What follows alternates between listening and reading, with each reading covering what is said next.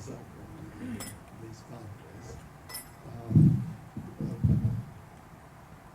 Pero mi español no es sofisticado bastante para usar en esta presentación, entonces voy a hablar en inglés. So in English, I will, can you hear me all right? So in English, I will talk about an approach to moral and social development that can be labeled constructivist, as you can see in my title. I'm a developmental psychologist and have been studying the development of social and moral judgments in childhood, adolescence, and even among adults. And in the approach I take, development involves children's constructions of different types of judgments or reasonings from their interactions in what I think are complex social environments. And my research has focused a good deal on the development of moral judgments, but I've also studied relations between culture and moral and social development. Today I'll only spend a little time talking about culture, the work on culture. That was a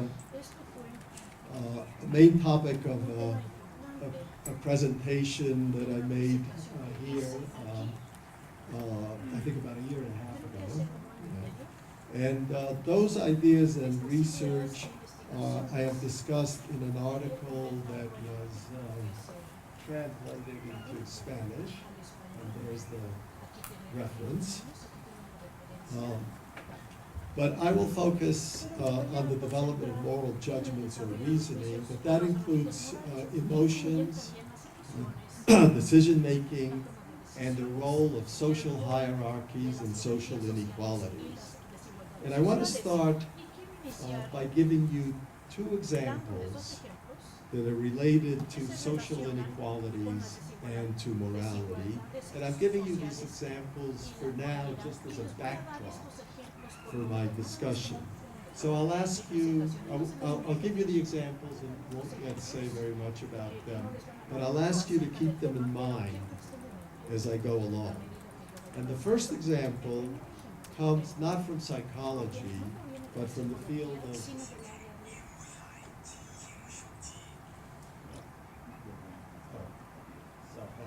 looking there. Okay, that's fine. Okay, it comes from the field of public health and brings in economic issues.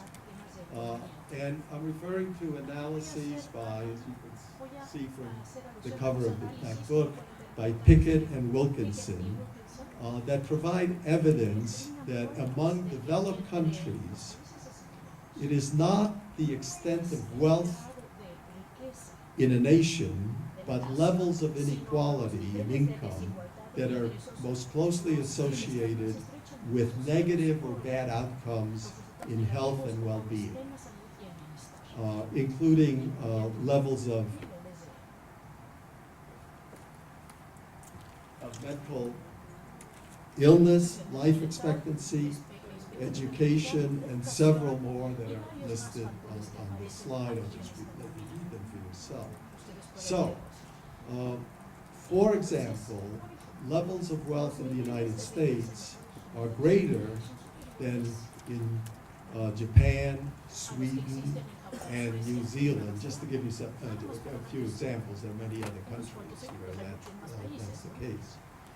But the level of inequality between richer and poorer in the United States is greater than in those other countries. So it's the difference between richer and poorer that makes the difference. And the United States does worse on most measures of health and well-being than those other countries. So these are findings that Pickett and Wilkinson discuss in great detail in that book. Now, I don't think we really know how to explain this psychologically, but it does show that the unfairness of things, the morality of inequalities, has a big effect on people's lives. The second example that I want to give you again, just to keep in mind as I get going. The second example doesn't come from research, but it comes from the memoirs of the sociologist Fatima Mernissi, who is from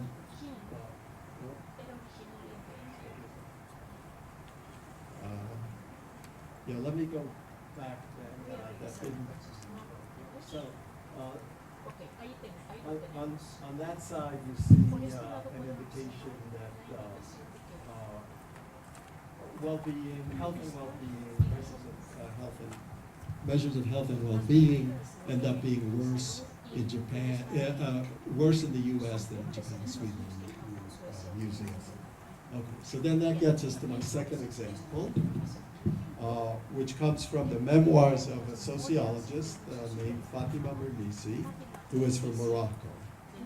And in these memoirs, entitled Dreams of Trespass, she tells about an event that occurred in the 1940s when she was a child, 9 years old at the time. And as was typical in this patriarchal society that she lived in the 1940s, the extended family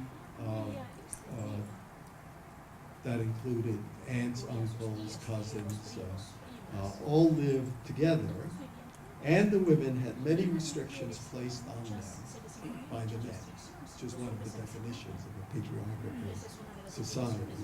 And these restrictions included that they weren't allowed to listen. You can imagine all the restrictions that may have been placed on women regarding work, education, how they could dress, many others that she discusses in this book. But there's one that I want to refer to, which was that they were not allowed to listen to a special radio that was kept locked in a cabinet by the men when they were not at home. So the women could listen with the men, but not when the men weren't there, when they were home while the men were at work. But as it turns out, when the men were not at home, the women did listen to that very radio. And one time, her father asked Fatima, again when she was 9 years old, when her father came home from work, he asked her and her cousin, what did you do today?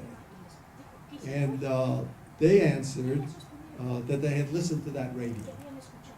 So you can imagine the reaction. And so here is the rest of the story, as told in her book. Our answer indicated that there was an unlawful key going around. It indicated that the women had stolen the key and made a copy of it. A huge dispute ensued, with the women being interviewed in the men's salon one at a time. But after 2 days of inquiry, it turned out the key must have fallen from the sky. Following the inquiry, the women took their revenge on us children. They said that we were traitors and ought to be excluded from their games. That was a horrifying prospect, so we defended ourselves by explaining that all we had done was tell the truth. Mother retorted by saying that there were some things that were true indeed, but you still could not say them. You had to keep them secret. And then she added that what you say and what you keep secret has nothing to do with truth and lies. Now, I think this anecdote, this story, contains much that is relevant to morality in this world. It shows that people make moral judgments about restrictions and unequal practices. And I think you can see some of the emotion that comes through in this. So these judgments are associated with emotions. This incident occurred in a cultural context with patriarchal practices involving social hierarchies and inequalities. And it illustrates, I think, that these kinds of practices are not simply accepted by those who are subject to inequalities. People react with criticism to what exists in their society, in their culture, with opposition. The women oppose these restrictions, and with resistance, that they wouldn't say where the key came from as a form of resistance. Okay, so I give you these two examples. Again, I ask you to keep them in mind as I go along. And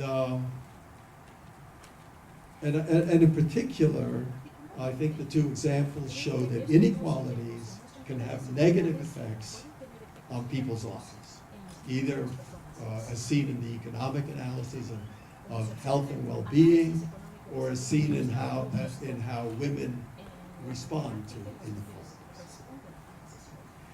So now let me get more to the substance of what I want to talk about today. And as I said earlier, I will be discussing an approach to development that involves the formation of moral judgments through children's social interactions.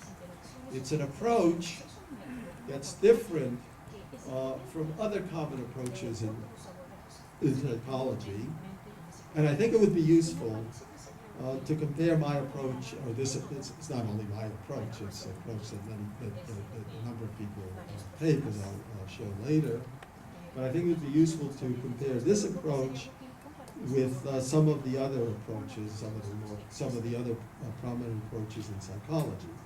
Now, as you probably know, the field of psychology has had debates for a very long time about explanations of development and explanations of behavior. And those debates focus tend to focus either on biology or environment.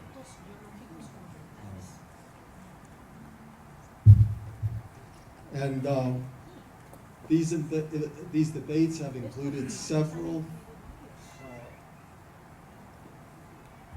familiar terms: nativism versus socialization, innate versus learning, nature versus nurture. They all refer to the similar things.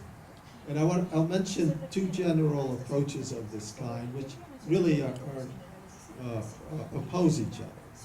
In one, the development of morality is explained as a process of learning behaviors and the incorporation of standards or values from others, and especially from parents and teachers.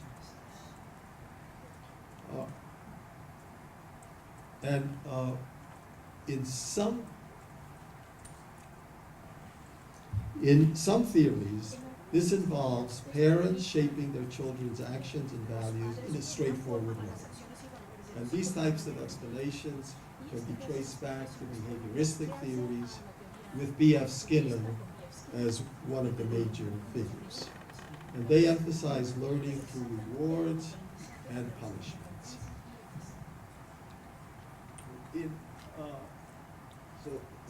The second type is already up there.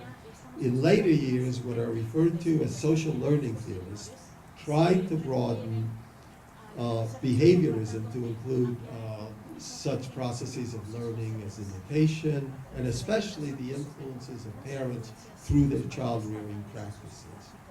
And then, of course,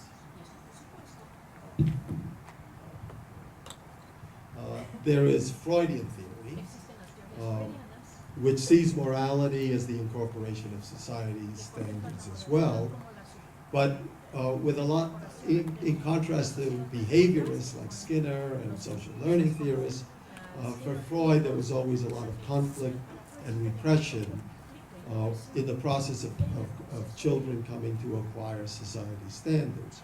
Children develop a superego and experience a good deal of guilt in the process. Now let me just give you an example of how morality is defined in these learning approaches.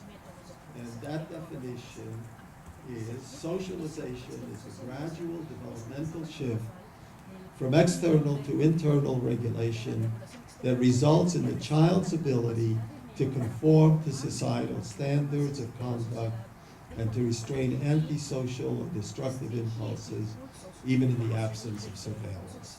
So what I want you to focus on here is conformity to societal standards, which, by the way, the women in Bernice's family did not do.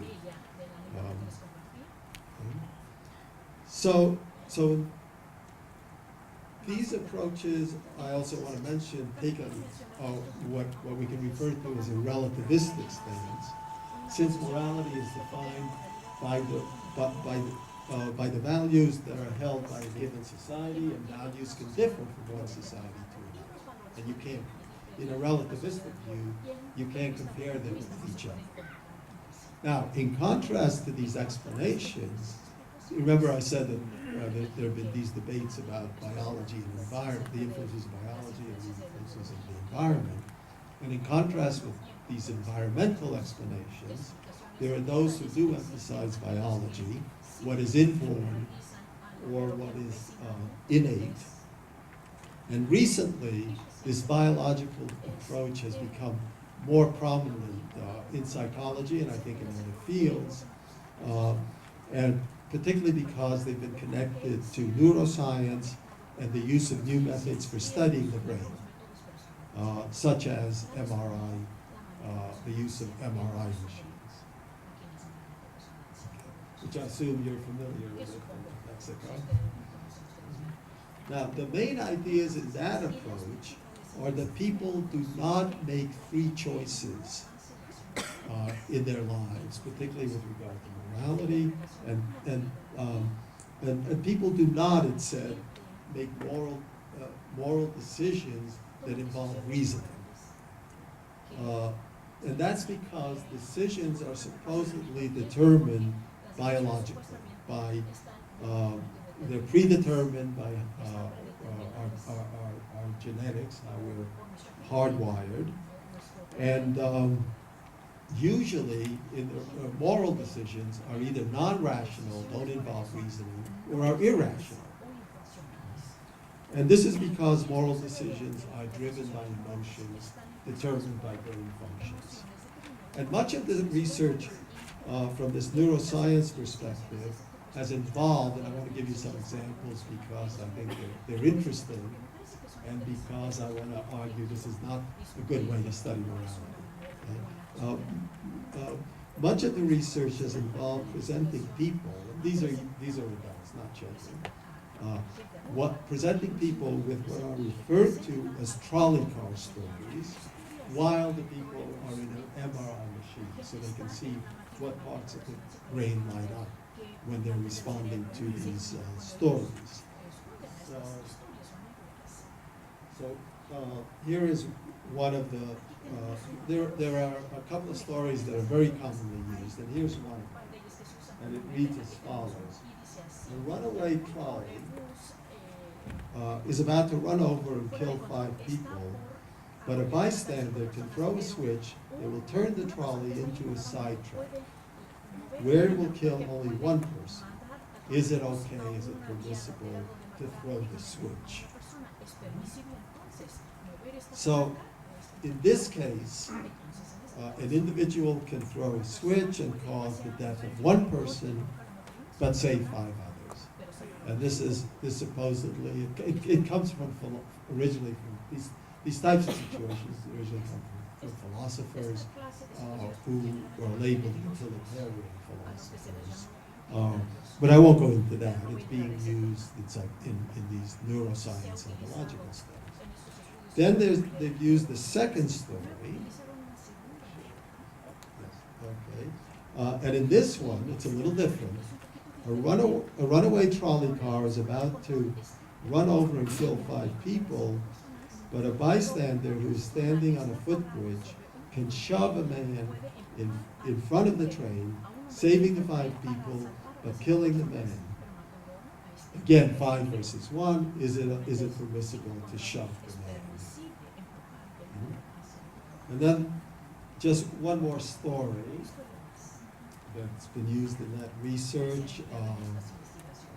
5 patients are dying from organ failure, but a doctor can save all 5 if she cuts up a 6th healthy patient, removes his organs, and distributes them to the other 5, killing one but saving 5. Is that okay? So you can see what pains they take to construct these stories.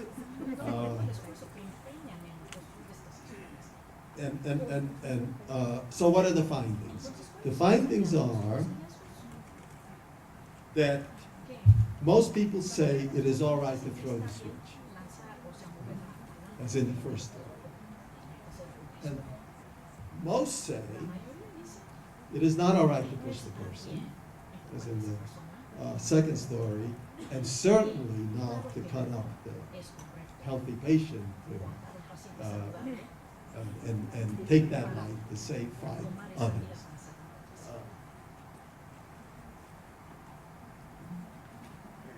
And these findings presumably show that moral choices are emotionally based and not rational, and not based on judgments or reasoning. And that's because of the inconsistency. People answer one way to one story and a different way to another story, and presumably these are the same: saving 5, sacrificing 1 to save 5. Now,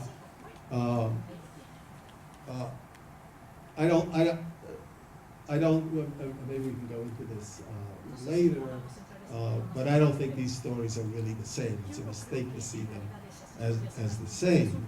But I mentioned this type of research because it's a common example of how, or it's a good example to look at, of how some psychologists and neuroscientists see morality as based on emotions and as connected to the brain and as biologically determined. And there are a number of problems in this research that I won't go into now, but I do want to point out that these are especially difficult moral conflicts that are presented. And they're not very representative of the types of moral decisions people make in most of their lives. And how often do we have to choose to sacrifice a life to save a greater number of lives? And the reason these are complex and difficult moral conflicts is because the stories present situations in which a strongly held value, that is the value of life, must be violated in order to maintain that same value. So you have to take a life to save lives, and that is difficult. And in fact, philosophers have talked about these as exceptional hard cases. And I don't think this is the best way to study moral development or moral decisions. Okay, so we have 2 types of explanations that I've mentioned. One emphasizing the environmental influences, that is the incorporation of direct environmental influences, the incorporation of societal standards. The other emphasizing that our morality and many other things, of course, are determined biologically, innately, genetically. As I've already said, the approach that I take is different from these 2. And it is based on the development of, I refer to this as a constructivist approach. It's based on the idea that development involves the construction of ways of thinking. And this is an approach that was pioneered, as I said before, I'm not the only one who takes this approach, of course, and there's a very important developmental psychologist who pioneered this approach, and that is Jean Piaget. And here you can see what Piaget looked like at different ages in his life, associated with his stages of development. And in this approach, children at young ages start to construct ways of thinking through their interactions with the world. And in the case of social development, a lot of that is through their interactions with other people, of course, including adults and other children. It's not just adults that influence children, but many other kinds of interactions that particularly involve children. And these are experiences that children are trying to understand, make sense of. Now, Piaget, as you may well know, mainly studied non-social cognitive development. He looked at mathematics, children's concepts of number, mathematics, space, causality, many things like that. So he did actually do a little work on moral development very early in his career. But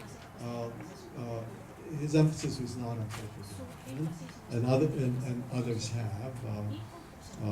And I especially mentioned Lawrence Goldberg, who had a big influence on the work in moral development. Someone I think you mentioned earlier.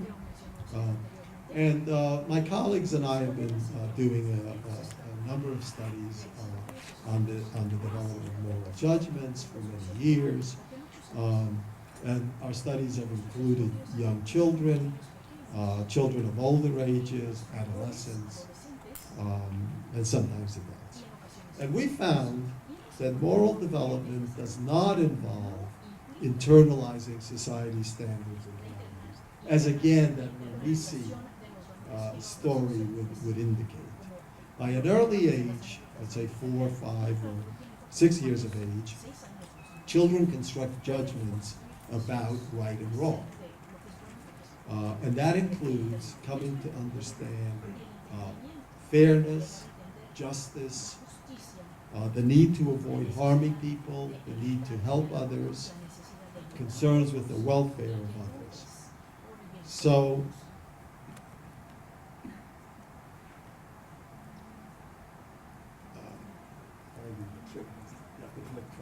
okay. Yeah, that was the problem. Okay. So, so morality, we have been finding, involves understandings of welfare, harm, justice, and rights. And our approach also shows, and our research has shown, that moral judgments from an early age are different from the types of judgments children make about other kinds of social rules that they face in many places like families and schools. And these are, and I'm here referring to the customs and conventions of society. Try again. Okay. Okay. I'm having a little trouble with this machine. So what I was saying is that children's moral judgments are different from the way they think about the customs and conventions of society. And what I mean by customs and conventions are those rules, and I give you some definitions there, but so morality is defined by welfare, justice, and rights. And conventions, rules around conventions have to do with What happened? Bien, tenemos una alarma sísmica, salgamos todos en orden, por favor.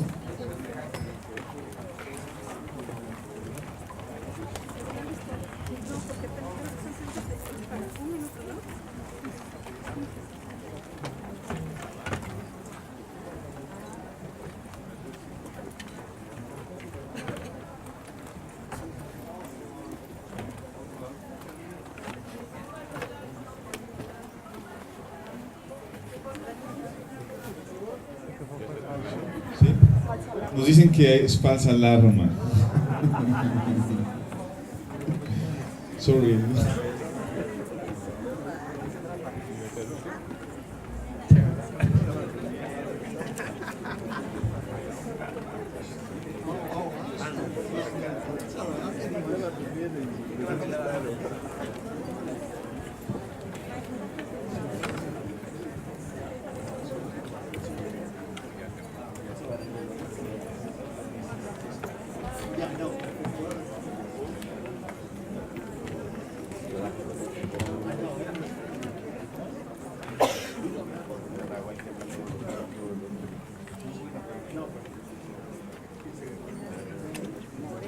Let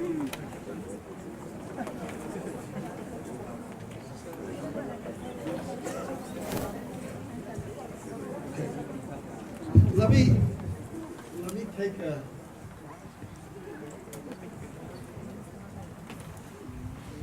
So I come from the San Francisco area, and you may know that we have earthquakes there. So whenever I leave, I sort of relax. I don't have to worry about earthquakes. But I guess that wasn't true today. And I'm impressed that you have alarms with a little time to be ready, because we don't have that here. And I don't know why we don't. Okay.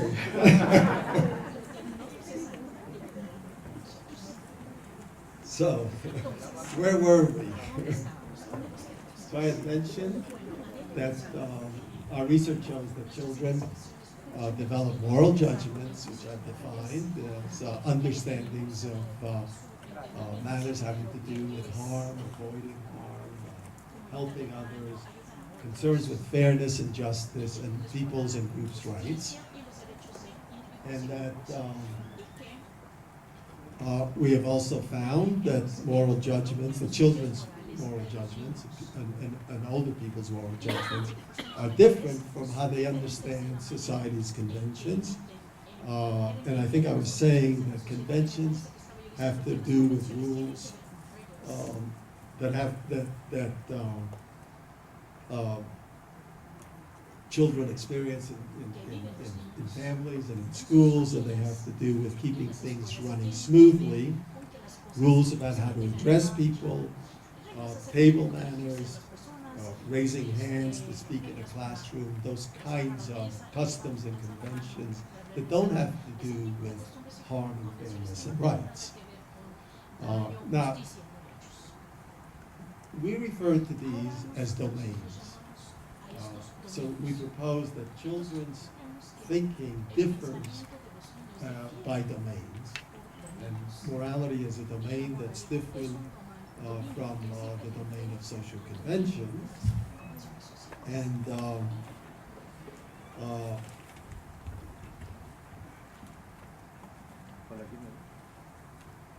the reason that we refer to these as domains is because children's thinking about conventions is different in systematic ways from their thinking about moral issues. So, for example, children judge customs and conventions to be different from one social system to another, such as the home, the school, or different cultures, and legitimately different. They judge conventions as dependent on rules and authority, the rules that exist, or what authorities say you should do. But they see morality as not necessarily tied to specific rules or to what authorities dictate. And they often argue that the rules should be changed because of a moral concern, or that the authority should be defied in certain respects. And they also judge morality to apply to across settings. So here is a summary of the features of thinking about morality and convention that I just outlined. I won't go over them again. Except to point out that we're talking about systematic ways of thinking within each domain. Okay? Now there's another type of judgment children develop that I want to mention, which is that children develop judgments about freedoms of personal choice.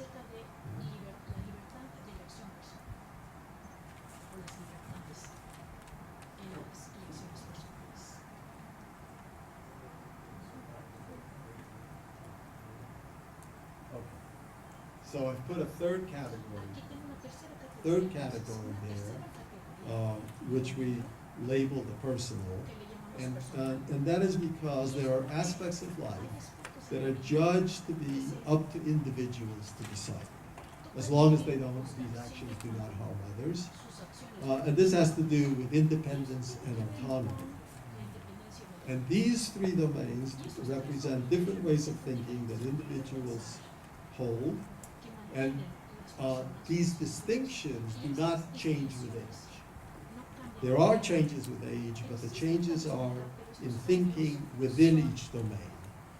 And I won't go into that, and I won't say too much more about the research on these domains, but they're important to the topics that I do want to discuss, which, as I said earlier, have to do with decision-making, emotions, decision-making, and the way people react to, respond to social inequalities.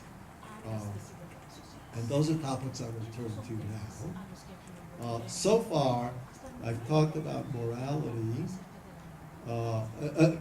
Well, I've talked mainly about thought or reasoning in moral development, which is very important in my view. But this, you should not take that to mean that I think that emotions are not involved or that they're not important. They are important. And in fact, there's much research showing that young children experience emotions like sympathy, empathy, affection for others, emotions which are closely connected to the development of their moral judgments.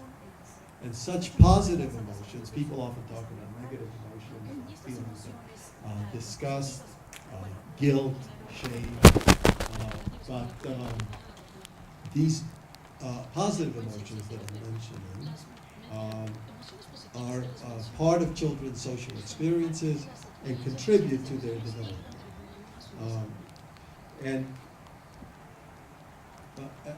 And along those lines, children directly participate in many events and experiences that are important to their development, such as they experience children harming each other or helping each other, sharing or failing to share. They engage in arguments and conflicts, and these kinds of experiences are extremely important to their development. And as importantly, at least by a certain age, children reflect upon their experiences. They think about what's occurring, about the reactions of others, about their own reactions, and about the emotions involved. So what I'm pointing to is a distinction between what, let's say, parents tell children they should do, how they should behave, and what they figure out through all these kinds of experiences. Sharing, harming, avoiding harm, people helping each other, people acting in unequal ways. They attend to those experiences, and those experiences are at least as central to their development as what we as parents tell them to do. And they often tell us that they don't want to do what we tell them. And as I said, this includes emotions that they experience, but I want to stress that emotions do not drive or determine moral decisions. And I can illustrate what I mean about this kind of reflection on experiences through some examples of what children and adolescents have to say. And these are examples that come from a study by Cecilia Weinrib and her colleagues. And in that research, children were asked to provide narrative accounts, stories, of times that they had hurt someone and times that they had hurt someone else. Okay. So tell us about a time you felt hurt, tell us a time when you think you hurt somebody else. And the youngest children were about 4 years of age, and they were very brief in their responses, but they were aware of their own and other children's reactions. So here is an example of a young girl who said, my friend Sydney, this child responding is 4 years old, my friend Sydney, when I came inside her house, she said she didn't really want to play with me and she hit me and I felt bad, so I asked her mom if I could go home, and she said yes. Another 4-year-old said, I was playing with my friend Adam And I said something that really hurt him. And he said, I don't like that. And I stopped. I also pushed him, and I said, I'm sorry, because he told me he didn't like it. So even at this age, you can see that they're reacting to the other children and to what they're doing. So that's 4 years of age. By 6 or 7 years of age, they're more reflective about feelings and mutual expectations. And here is what a girl said about a time she felt, she was talking about a time she felt ignored by a girl who she thought was her best friend. But that best friend had referred to another child as her best friend. And so she said, and I kind of thought to myself, that was kind of making me feel bad. So I wonder if I can go over there and tell her that that kind of hurt my feelings. She's a best friend of mine, and I just can't get it out of my mind. Because whenever I walked home from her house at nighttime, she would always give me a hug, and I would always do that, and I would never want to leave her house. Then at the birthday, I'm wondering if she's really, he's really her best friend. It's at a birthday party that she said somebody else was the best friend. Again, you can attend to how this young person is aware of emotions, social conflicts, and it can be reflective. Let me now jump in age to the responses of a 15-year-old. It's there. And this is a 15-year-old girl talking about a time she tried to get out of spending an evening with one of her best friends. They were supposed to be together that evening, and she didn't want to do it. And so this is the story she's narrating when she thought she hurt somebody. And she said, and I remember I kind of lied to her, but I mostly avoided her one night. And then she figured it out and found out, and she felt really bad and was hurt. So it wasn't good, because I bet she felt betrayed. Maybe even she thought, I don't care about her. But I didn't want to hurt her. I did not want to hurt her feelings, because she was one of my best friends. But it was hard, just because I felt so pressured, like it happens a lot. I know it happens a lot to people my age, especially that you feel so pressured that you want to do something with one person, but then you promise to another person, and you want to be everyone's friend, and you don't want to hurt anybody, but you also really just want to do what feels good. And definitely was part of the situation. I mean, she got over it, and we're friends again. So there's a lot that she's thinking about and taking in social relationships. And this is one of the things, this is the kind of thing I wanted to use these examples to illustrate to you the richness of their thinking about social relationships, about emotions, and the judgments that they make about all that, including moral judgments. And they're very aware of conflict. Now, more generally, I think it is important to recognize that emotions do not simply involve automatic reactions without thought and reflection. Sometimes we tend to think of emotions, they're just physical responses, we feel it and react. And I can try to illustrate that by using feelings of guilt as an example. And we tend to think, particularly psychologists, tend to think of guilt as a negative emotion in reaction to having done something wrong. A sort of automatic negative reaction. And I think we need to look at it, and look at what is usually called guilt in a somewhat different way. We should look at it as involving reflections on social relationships and on one's own behavior and the behaviors of others. And I think, again, I'll illustrate it from some responses of an adolescent girl from similar studies that Weiner and her colleagues did. And this is a, up there, yes, it's there. And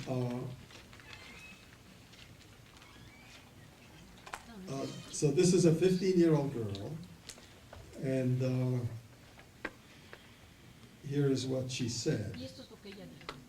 And then I was like thinking about it, and I was like, how could I do that to my former best friend?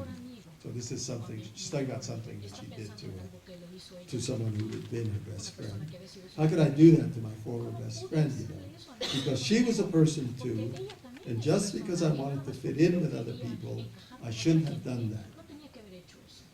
So this went on for a while, and after that, I apologized to her, and she accepted my apology. Although I don't think I would have if someone would have done that to me. I would have been really hurt. And I found out she cried all the time, and that just made me feel really bad that I did that. So ever since then, I don't make fun of people anymore. So it's the expression of I really feel bad about that tends to get labeled as guilt. But I think there's much more here. She was expressing not only what we call guilt, but she was also thinking about the relationship with her friend, the friend's feelings, and how to make up for what she had done. Right? And I think that's a broader and maybe a better way of thinking about what we call guilt. And these processes of reflection and the development of the different domains of thinking need to be taken into account in order to understand how people make social and moral decisions. And so I want to turn to some work that has looked at how people make those kinds of decisions. And what I want to point out is that moral decisions do not involve solely applying one set of rules or one set of values in the same way in all situations.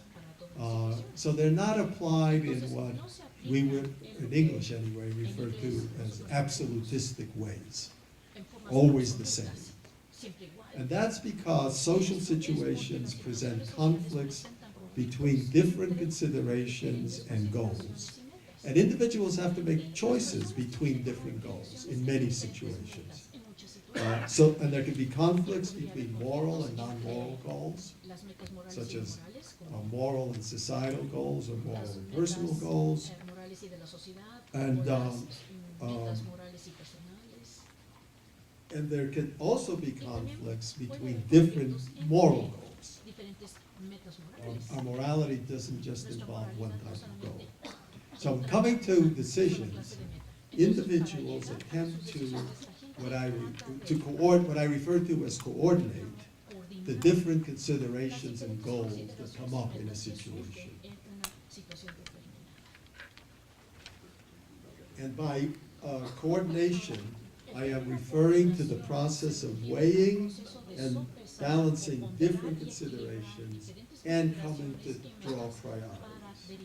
And we've done a bit of research on coordination in social and moral decisions on several topics. And I'll talk only about one of those topics.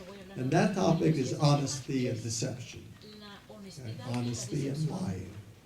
And honesty is an interesting example in this regard because we often think of honesty as a value that should be upheld all the time. Honesty is always good, and lying is always wrong. But is that really the case? Should we always be honest? And if you're wondering how could I possibly say that we shouldn't always be honest, then, and I am saying we shouldn't necessarily always be honest. It's more complicated than that, and it's illustrated, I think, by an example discussed in philosophical debates that trace back to Immanuel Kant, who claimed that honesty should always be maintained. That was his position. The philosophers have worried about that and debated about that, and they've used the following example to illustrate where honesty may not be the best course of action.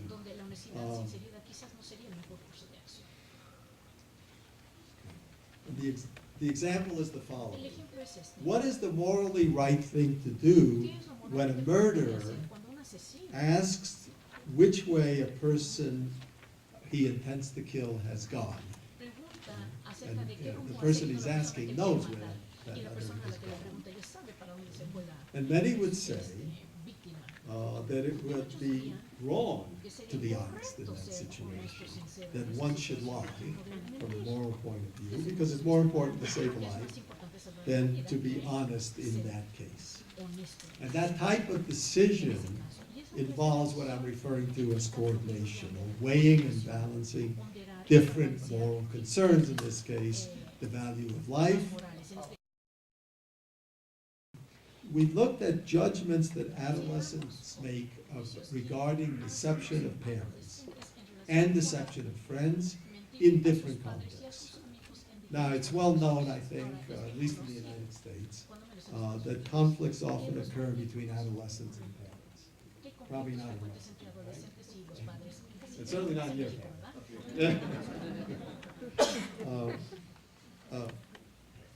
but the research also shows that conflicts between adolescents and parents are not about all types of actions and activities. They're about some types and not others.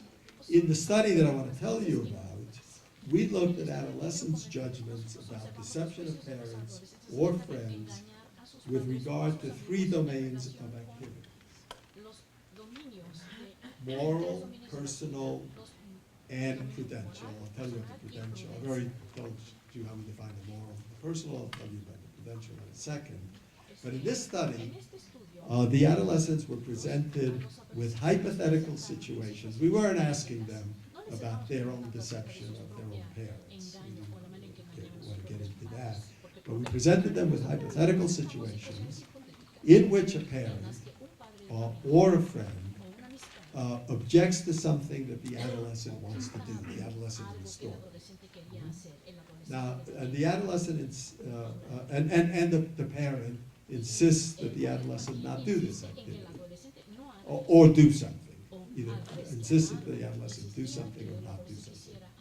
But the adolescent still acts contrary to what the parent or friend has told him to do, and then lies about it. Now, in the case of, it's up there. In the case of moral acts, the adolescent was told to do something morally wrong, such as hit another child or discriminate against a person of another race. So there are also examples listed there in the slide for the personal, such as which club to join or who to date. And for the prudential, and these have to do with issues of safety or other kinds of well-being for the person. So an example is a parent telling the adolescent not to ride a motorcycle for safety reasons. And in the study, our subjects evaluated the act of deception and the legitimacy of the restrictions that the parent or the friends are trying to impose on that person. Now here are the findings on the acceptability of lying to parents, of deceiving parents, regarding the moral and personal issues. Now, as I hope you can see there, almost all judge it acceptable. As you can see, we have 2 groups, 12 and 14-year-olds, 15 and 17-year-olds. Almost all judged it acceptable to deceive parents in each of these 2 domains, the moral and personal. There was an age difference, which was statistically significant for the personal acts, with more of the older adolescents accepting deception than the younger ones. But still, even among the younger ones, the majority accept deception. Now, we also found, but it's not that adolescents think there's no value to honesty and you can lie all the time. In various ways, we did find that they value honesty as well. And in one case, we found that the adolescents did not always accept deception of parents. The findings were different for the prudential acts. As you can see, most judge, what that shows is that most judge deception wrong, to be unacceptable for those acts.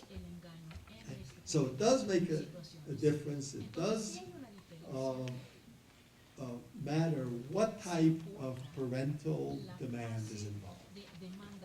It's not across the board. Now let me show you, as I said before, we also got a judgment for these different acts about deception of friends who tell this person how they should act. And let me show you what we found for judgments about whether it's all right or not to deceive friends.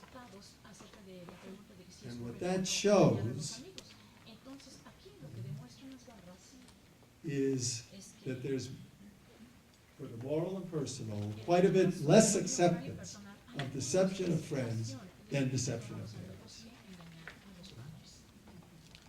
Now we know, why is that the case? We know from the reasons that they gave, and from the research, and we asked them for the reasons for this, and we know from the reasons that they gave for their evaluations of deception, that they have different views of regarding these two types of relationships.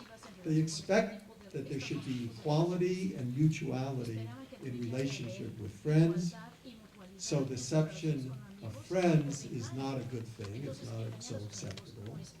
While they think of relationships with parents often as involving differences in power and control, so deception in some situations may be necessary in those cases. But again, not always, since deception of parents is not accepted for certain acts, for prudential acts.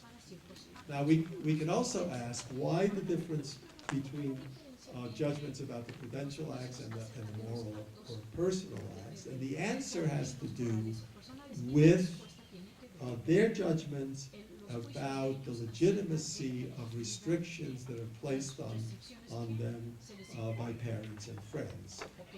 Remember, we asked them about whether it's legitimate for a parent to tell a child to hit somebody else, or to tell a child what club to join, or to tell a child that they should be riding a motorcycle. Is that it? Should the parent be doing that? And so this slide shows that most thought that it is legitimate for parents to impose restrictions on their adolescent offspring for the prudential acts, but not for the two other types. So, as I hope you can see, adolescents' judgments about deception are different for different relationships and for different domains of activities, and it's connected to how they think about the legitimacy of parental authority. And it's not that they always accept parental authority, but it's also not the case that they always reject parental authority. They make these distinctions. And the findings, I think, illustrate what I mentioned earlier, which is that moral and social decisions involve coordination of different goals, coordination between different moral goals like honesty and harm, or between moral and personal goals. There's a weighing and balancing of this in coming to decisions. But the research also tells us about how people approach social relationships involving differences in power and inequalities. As I've already mentioned, since that's an issue in how they think about parental restrictions and deception of parents. And I want to mention that these propositions, particularly around deception and dishonesty, do not apply only to adolescents. You know, we might think that adolescents in a phase where they are more likely to experiment with honesty and lying and deception. But adults too think that deception is sometimes necessary to avoid harm and is a way to deal with inequalities and power differences. So we did a study of adults' judgments about deception in marital relationships, and we set it up so that these were marital relationships that were not so equal, but involved inequalities of power and control, and we got similar results.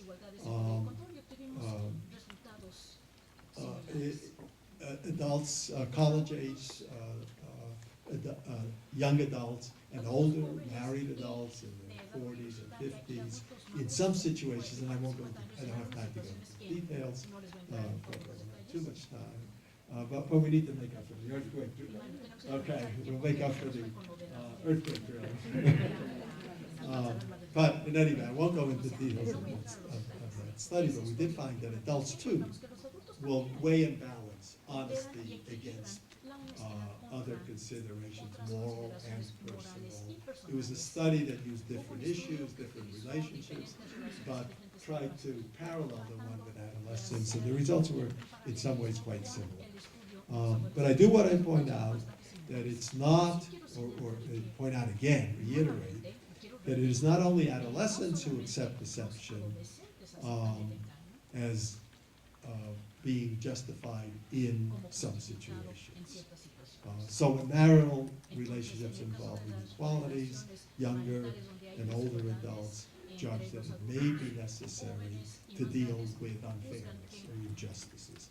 And again, that I think involves coordination between fairness, concerns with fairness, and concerns with honesty, and trying to balance one against the other. And that, I think, relates to questions about morality and culture that I want to spend just a few minutes talking about. As I said earlier, you can read more about it in that reference that I gave you in the book that you edited.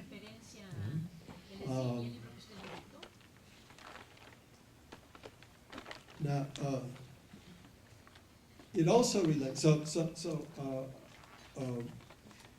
this issue of coordination between different kinds of goals relates not only to questions about morality and culture, but it also brings back, or I want to bring back, the two examples that I asked you to keep in mind, two examples I presented at the very beginning and that I asked you to keep in mind, which had to do with inequalities.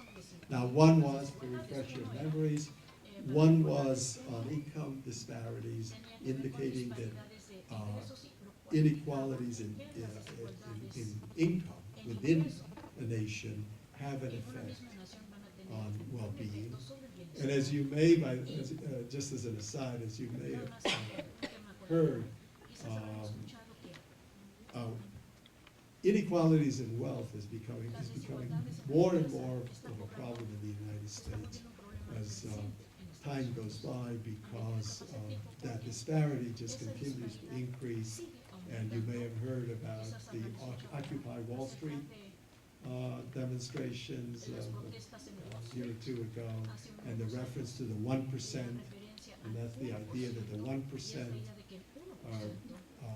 are getting richer and richer, and people in the lower end of the socioeconomic hierarchy are getting poorer and poorer over the years, which reverses a trend that was occurring in the United States in the 1970s. But that's an aside and a political message. The other example that I mentioned earlier directly relates to cultural practices of inequality, power differences, and social hierarchies, and that was the example of Mernis's childhood recollections. I'll put that up again and highlight a couple of the aspects of her story. And what we see in this example is that the women who were in subordinate positions to men by cultural practices acted to oppose what they regarded as unfair and unequal restrictions placed on them.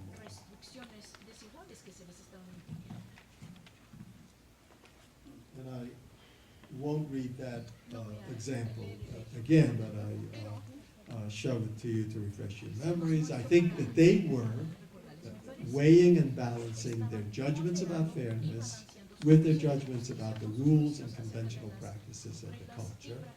And in many cases, coming on the side that of the view that they had to oppose those aspects of those practices and even engage in resistance, though often covert. And I think in this case, they did act on their moral judgments, at least as told by Mernissi through her recollections of her childhood, and used deception in an effort to achieve some fairness and equality in their lives. And again, you know, I've been emphasizing reflection, thought and reflection. I think these women reflected on the cultural practices that they were part of and the roles that they were expected to fulfill. Now, I want to quickly point out that these ideas about cultural practices and moral judgments about cultural practices are not only based on this anecdotal example.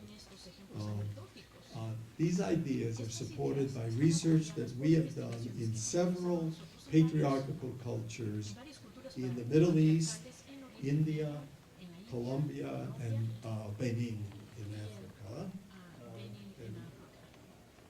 So here are some references to those studies. The ideas are also supported by some work done by anthropologists. Let's see if I have those right. Yeah, and here are a couple of references to work done by anthropologists, if you're interested. Now, these studies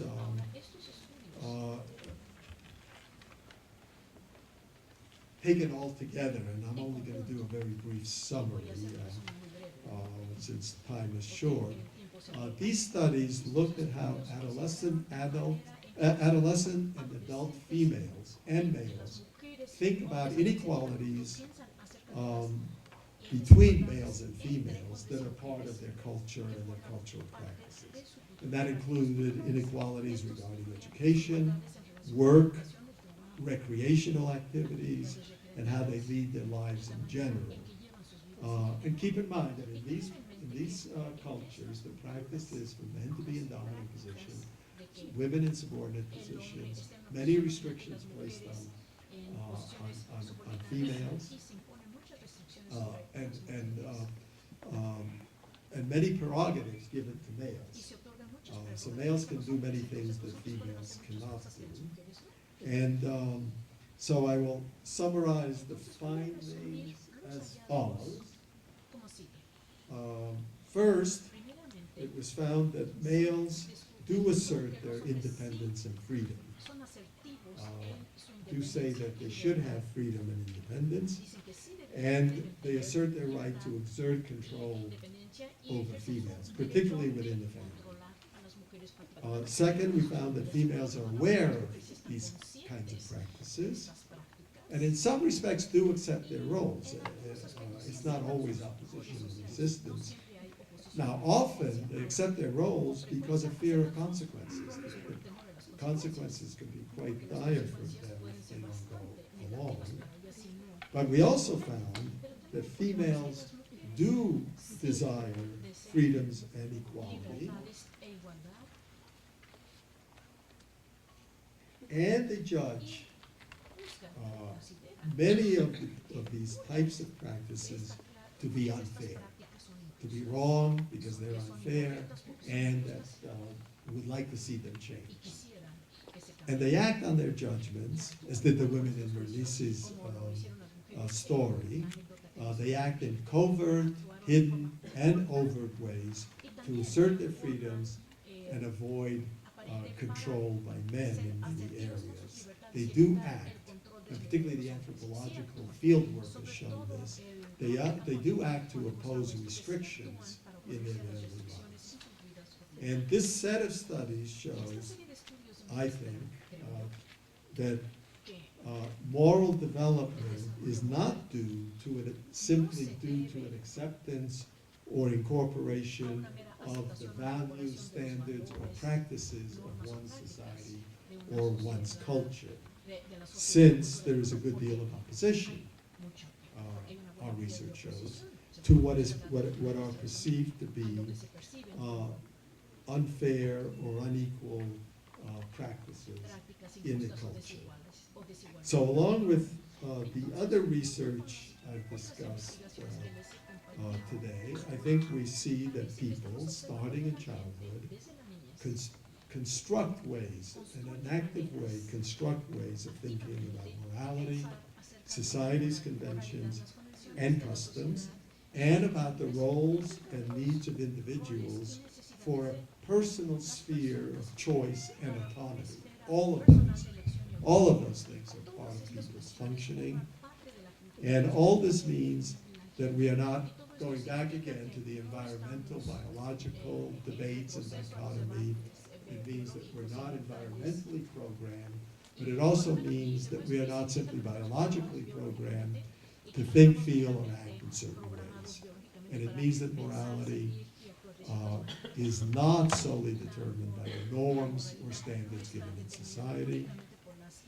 So I'll conclude by saying, again, that individuals construct ways of thinking in different domains through a variety of social experiences. They construct judgments that allow them to not only understand the world as it is, but also to think about the world as it should be. Thank you.